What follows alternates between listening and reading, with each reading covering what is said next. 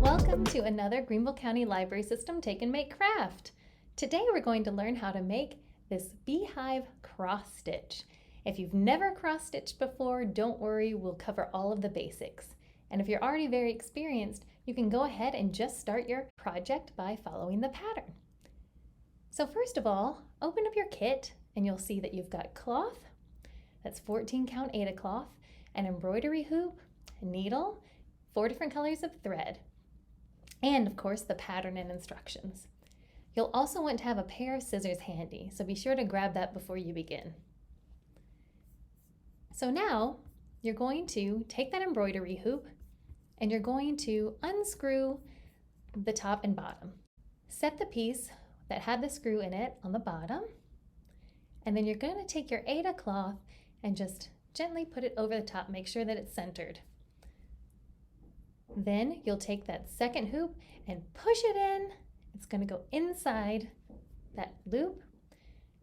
Push it in until your Aida cloth fits nice and tight, and then you'll just tighten it up.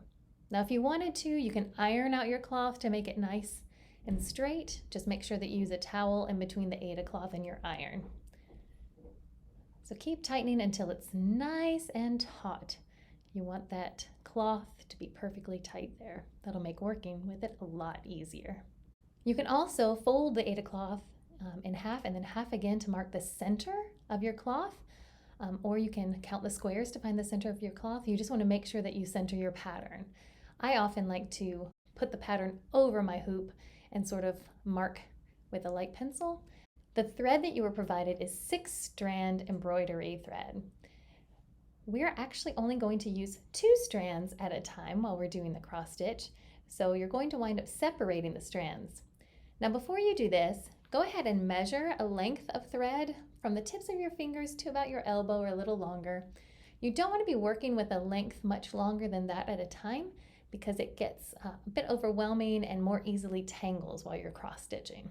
So go ahead and just cut a snippet for whichever color you're starting with. I started with dark yellow. You can start with any color you like. Now that you've got the length you're going to work with, go ahead and gently separate the strands. So hold 2 of the strands in one hand and the other 4 in your other hand, and just gently pull them apart. Go kind of slowly. If it tangles up a little bit, that's fine. Just straighten it out. Then you'll be left with 2 strands of thread, which is perfect. So we're going to take those 2 strands, make sure that they're even, and we're going to thread the needle. If you need to, you can moisten the tips of the thread so that they'll go through the eye of the needle easier. It can take a couple of tries if this is your first time. It took me a couple of tries. And there we go. So you're going to want to pull it through and leave like a couple of inches hanging on the other side, and then the full length of thread right there. So now we're going to get started. So pick the center of your pattern. I've marked that by wiggling a needle to make the hole a little larger so I see the center. And now I'm pulling up the beehive pattern just to see where I'm going to start with this dark yellow thread. You want to start at the beginning of a row. So you are going to have to do a little bit of counting with those colored blocks in the pattern. All right, so in order to start, I've found the very first row I want to start with, and I'm poking the thread through a hole. So I'm poking it through, and I'm just going to make sure I pull all but just a small little length of thread. See that little tail right there? I'm just going to hold it in place with my finger while I do the first couple of half stitches.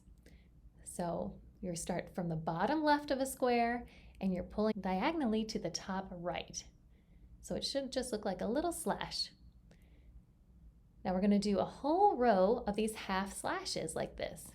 So go ahead and do bottom left to top right through the whole row that you're using on your pattern. Some people cross stitch different ways. This is the way that I learned how to do it. And what you'll wind up doing is crossing over the other way when we finish the whole row. So this is just one neat row of slashes. Remember to pull the thread through slowly and make sure that you pull it taut, but don't rip it through. You want it to be nice and firmly through, but not ripping through the cloth. So I'm just making slash after slash. Now, if you're concerned that it might come undone, you can flip your project over. And this is what you'll do anytime you're either running out of thread or switching to another color.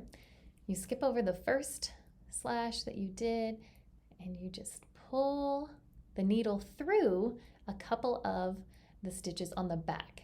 And so this is in lieu of knots. You don't have to use knots anywhere when you're actually making the cross stitch pattern.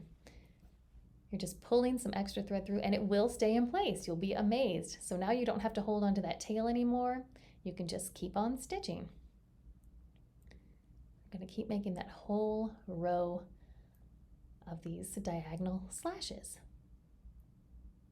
And just remember, anytime that you want to switch out the color of your thread or you're running low on thread and you're going to need to get a new piece, you just do that same method where you run back through the back side of the pattern. Okay, we're getting close to the end here, so we've done all the slashes and now we're going to make our first cross. So you'll poke through the back of the thread, you'll poke through the back of the cloth. So you'll be going bottom right to top left, and you're going to go back through all of those slashes that you made, going bottom right to top left. You can see there that we've finally got a row. See, sometimes I have trouble poking through, but you'll figure it out. And you're just going right back through that same row. And this is the technique you're going to use for the whole thing. You're going to do the half slashes across for a row and then go back through to make a complete X or a cross. Okay, so I've done most of this first row. I'm just finishing off this last little bit.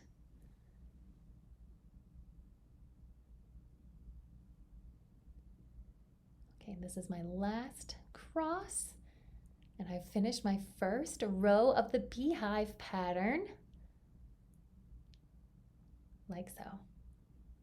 It didn't require any knots or anything tricky.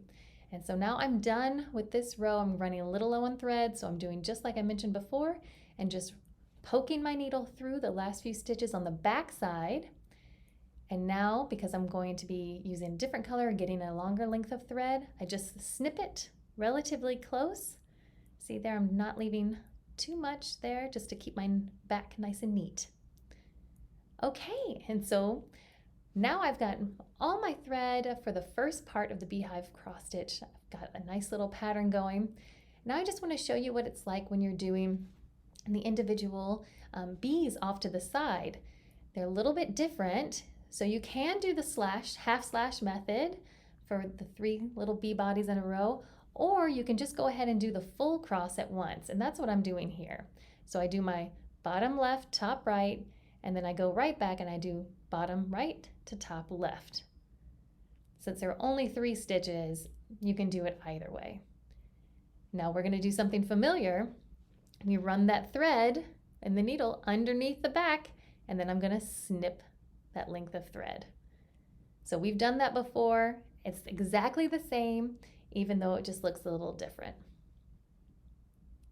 So there's the whole bee body.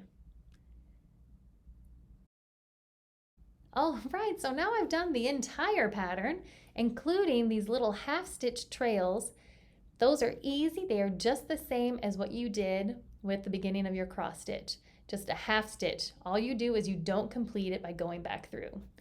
And then you run the thread through the back of the pattern and snip it just like you did before. So it's all just really repeating the same steps.